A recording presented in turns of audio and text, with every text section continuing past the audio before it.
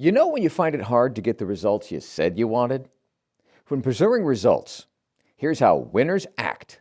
Here's what to ask. And what you can do with your ass. Still want those better results in your body and in the bedroom, in workouts and in wedlock? Why you might want to consider a fecal transplant. But never in Nevada, because what happens with the vagus nerve may just stay in the vagus nerve. Look that one up. And yes, I said fecal transplant. I guess I could have called this the shit show, but I think I'll title it The Proof is in the Pooping. Come here, I'm gonna eat you! I'm bigger than you, I'm higher in the food chain! Get in my belly! First things first, where's your shitter? I've got a turtle head poking out.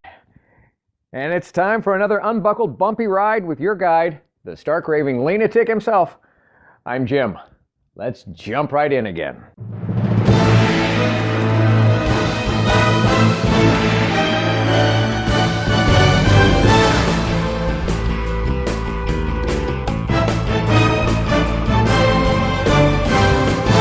Welcome to my podcast based on my brand new book, available on Amazon, Live Life Lean, L-E-A-N. It's a year-long guide to gratitude and our daily grind. The book that combines some timeless wisdom from a whole lot of the world's wiser people with the reflections, reactions, and wisecracks of the guide's author, me. And it guides you, the reader, through the simplest system for a happy, healthy, authentic, and genuinely grateful everyday experience. I urge you to get the book. Of course I do. I wrote it. It's either at Amazon or at my website, ampurage.com. A-M-M-P-U-R-A-G-E. But even without it, let's make next week better than last, our next year better than the past, and get started now with today's episode of... So, I kind of got to apologize. The last episode, honestly, the content rocked, but my delivery sucked. You know, I recently heard a great speaker talk about how he gave his beloved pet pooch its medicine, its pill. And he did so by sneaking it inside of peanut butter. Like he kind of, Trojan horsed the whole thing. And well, my last episode, the one on results, the results of the content, they were great. The content was the pill. But instead of delivering the pill in peanut butter, I kind of wrapped it in poop, guys. I'm sorry. It's still valuable inside, but way too much crap to crawl through. So, sorry. I'll try to adjust this time. See, the results I wanted weren't what I got. So this time, I'm having to make adjustments. And isn't that what snatching successful results really is all about? In wedlock relationships, in regular workouts, or apparently in podcasting. Making adjustments when things aren't how you hoped. Well, now back to our bodies in the bedroom, the workouts and the wedlock, before the shit hits the fanny. All day, as a trainer and coach, I hear people say, but it's hard. But it's not working. But I don't know if I can make it work. But I don't know what to do. It's not fair. But. I've always told my clients for decades now, you're not going to get anywhere very fast with too many butts in your mouth or coming out of it. I know it's hard. I know it won't always seem like it's working or like we can figure out how to make it work in our workouts and in our relationships. But that's the crap that adjustments are made for. And it's exactly the kind of crap adjustments that we need to clean up our attitude and help us get the results we said that we had committed to. So welcome to part 3 of the Bucket of Crap series, about how in life, remember my old Italian friend taught me years ago that in life we all get to eat that bucket of crap. Sometimes by the spoonful, sometimes by the shovelful, but you gotta eat that crap, he said. He lived a great life with a great success in business and a great wife. And he kind of inspired this CRAP system that we recommend for our success in workouts and in wedlock. CRAP, C-R-A-P, CRAP. Commitment, results, adjustments, and patience. Now, we've already covered commitment, and results. That was last week. And next week is about patience. Going to make you wait for that. But this week is all about adjustments, the adjustments necessary to get the results we said that we were or are committed to.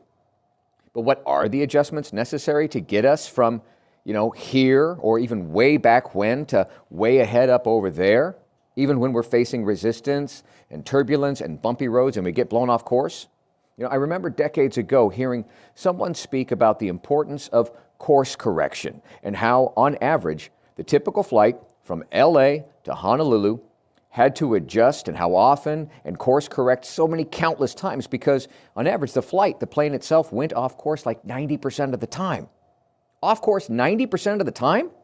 Hell, if that's what we accepted on our way to wedlock and workout results, it'd be like buying a ticket to Honolulu and ending up in Helsinki. And yeah, wedlock and workouts, it can kind of feel like that sometimes. This is not what I signed up for. But it is. And at the same time, it's not, because it doesn't have to be. If we stay on the rudder and we keep adjusting what's working, what's wrong, maybe even sometimes adjusting to something newer and a little bit different, a better result that we discovered along the way, it's okay to change our mind. Sometimes considering different results can be a crapshoot. And that's where we get to shoot the shit about that fecal transplant. Coming right up. See, how is it in order to get the results that we say we want and what we are committed to often requires just clearing out all, and I mean all, of the shit from our reality that doesn't work, and then replacing it with, honestly, shit that might work for a change. Even if it is, someone else's shit, like a trainer, me, or a romantic partner, yours.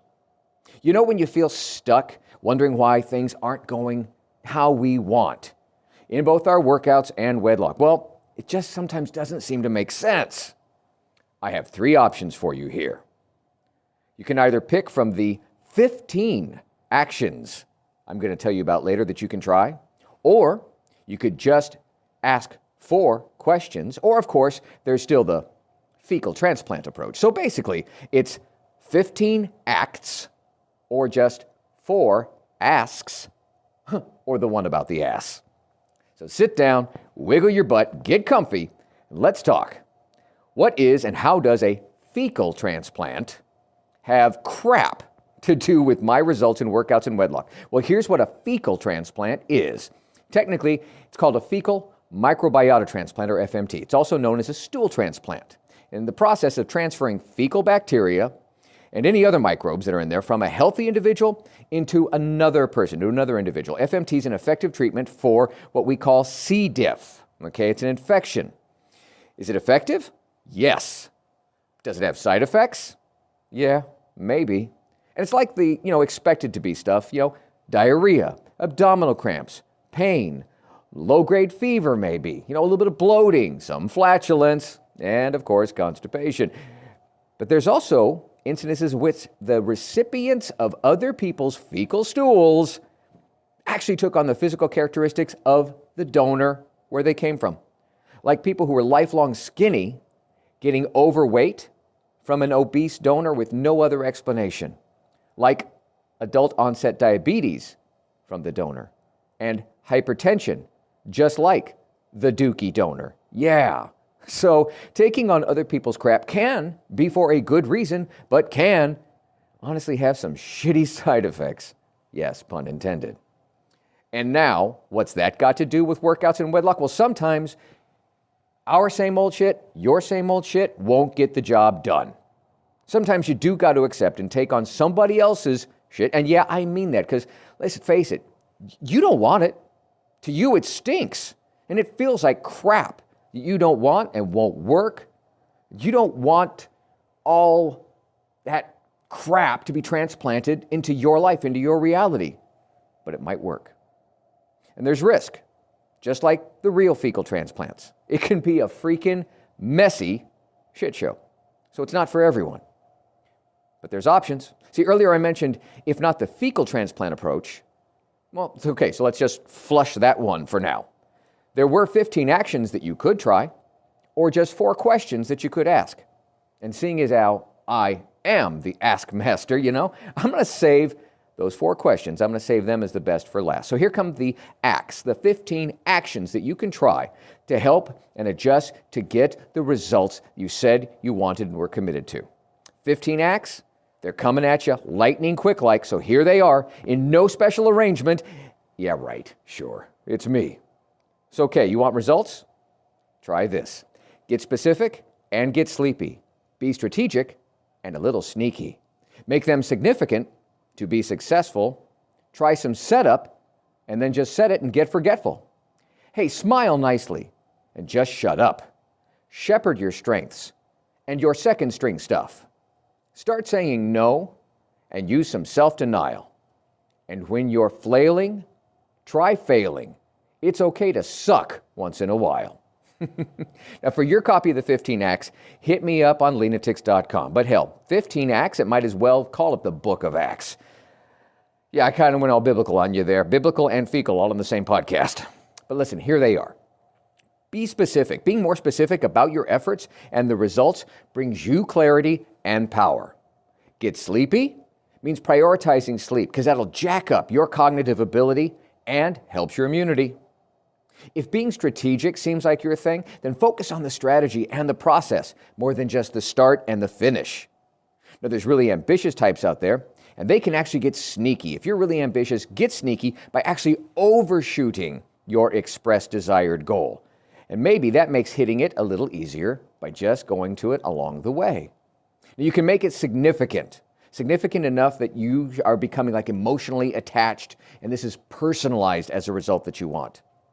Now, positive results should always smell successful, so avoid negatively annoyed ones, okay? Like, I never understood how Lent is going to do something positive by focusing on removing the negative. It's like somebody saying, I'm not going to eat chocolate cake because I don't like chocolate cake. I don't want chocolate cake. I'm never going to have chocolate cake again. You're lying. You love chocolate cake. You also need to do some setup. Preparation and setup can be the key to unlock results. It's like planning a date night, with your significant other in advance, or like grilling your chicken every week on Sundays. Set up your meals in advance. Yeah, that's what I do. Write them down. Don't think about it too much and just set it and then forget it if you're feeling all OCD about your results. Smiling? Come on, smile more. Smile on purpose. It makes it easier for others to actually want to be around you. Maybe want to help you. And honestly, it quick fixes your brain chemicals. Now, results? Would just shut up. Shut up about it sometimes. They're your goals and they're going to be your results. But sometimes less talking comes across as a little less bragging, or if there's a partner involved, a little less nagging. Shepherd and corral your strengths and your weaknesses. You got to get them to fall into place. It's like the 80-20 rule, where 80% of all results come from 20% of the effort or 20% of the staff and the workforce. Now, plan for some backup and have a backup plan. Real second string stuff. Everybody says, oh, I have no plan B. That's foolish. Not just should you have a plan A, but plan B and plan C. Why? Because change can be good. Say no more often. Saying no, ask any past midlife woman about the most powerful and valuable word in their vocabulary, and it's learning to get good at saying no. Try some self-denial. Don't reward yourself for little successes along the way too early. It may actually give you excuses to stop short early. And finally, suck once in a while, would you? Listen, set yourself up for failure. I mean it. Sometimes the block that we have is less a fear of failure and it's less a fear of success. It's more a fear of unfamiliarity, okay? So start failing now, because failing is something that we've kept ourselves from doing. Do it more often so it's less intimidating and it becomes more inspiring. So now, there they are. Like I said, contact me at LEAN-atics.com for details. And if you like that long list of options, order something from that above menu. But in order to get the results that we say we want and what we're committed to, it can still require clearing all, and I mean all of that shit from our reality that doesn't work, the stuff that's not working, replacing it with shit that works for a change, even if it is someone else's or on someone else's list. But how's about if that list is hidden inside of you? How's about those 4 simple questions I said to see if there's a simpler and swifter way to get my results? Well, if you feel that you can figure this out, that the answers have just got to be there, if you know what and how to look for it, well, here are the 4 questions that are key to adjusting for exercise and sexercise, for workouts and wedlock. When you're struggling to reach your results, question number 1 to ask is this really that important? It's important to think about. Really think about how bothered you are by it, how important it is, because even the smallest changes in our lives and in our day-to-day, they can be hard to make. When struggling to reach your results, question number 2 should be, what are you expecting? Listen, there's 2 kinds of change. One is fundamental, okay? As in, you are fundamentally changing how a person is or how your life is. And sometimes it's just little behavior changes, okay? Changes in yourself and changes in your spouse. Like the difference between asking someone to be nicer, that's fundamental, and asking someone to pick up their underwear off the floor, okay? That's just behavior modification. The third question to ask, whether it's wedlock or workouts, why is my partner really acting this way and doing this? See, in your relationships, your partner obviously is your partner, but in exercise in your body, your partner is your body. And your brain has got desires, your brain has goals, your brain has expectations, but your partner, the body, apparently it's not 100% full on board. So you want to think about the motivations that partners could possibly have. Could it be a family tradition? Could it be something that is family genetics? Or could it be both? Could it be a coping mechanism? Take some perspective. Finally, when struggling to reach your results, question number 4, what's really bothering you? What's really frightening to you? Lots of times, like we said before, it's not fear of success or fear of failure, but just the unknown. So get to know it a little better. Much of the time, a deeper seated issue is at work. And when I say deeply seated issues, I'm not backsliding into more potty mouth poop talk, I think. See, be it breakthroughs in your body or trying not to break up a relationship because you and your partner haven't hit your results yet, breaking old habits and biting off new breakthroughs is hard. But it's hard. I remember in an old Steve Martin bit, the comedian, who coincidentally once actually double dated with my mother back in California. True story. Anyways, Steve Martin described the breakup ritual of a tiny imaginary European village. And in that ritual, the dumper tells the dumpee, I break with thee, I break with thee, I break with thee, I throw dog poop on your shoes. But Martin had more than his fair share of breakthroughs and rewarding results in his life and career, and also once said that we should never forget, thankfully, perseverance is a great substitute for talent. And I guess, a little poop on our shoes. And now, more words of wisdom to wow your socks off. This time from the all-new Get Lean, A Woman's Daily Guide to Gratitude. The entry is from page 61. What the expert said? If you want something you've never had, you must be willing to do something you've never done. Thomas Jefferson. And the guide's point of view on this? I know a gal who always reminds me that since here is not there, what got you here will not get you there. So what do you think about this? Using the Get Lean and Live Life Lean system, what have you learned recently that's new? What have you earned that wasn't just handed to you? Where are you adding to the world that isn't only about you? Now, be grateful for all of that. Reflect on it, respect it. Before you navigate someplace next, please like, subscribe, and share to show you care. Thank you for listening. I hope you're enjoying your copy of the Live Life Lean, L-E-A-N guide. Enjoying it almost as much as I did creating it. And if you don't have a copy yet, go on over to amperage.com or Amazon and get started today experiencing the amazing power of knowing every day is literally yours to be grateful about. And you need never feel unfulfilled again. I'm Jim Hall. And until next time, good health, God bless. And now, go get a little dirty learning something new. Earning what's not given to you. Adding to this crazy world that we share. And navigating your way to something new. And next.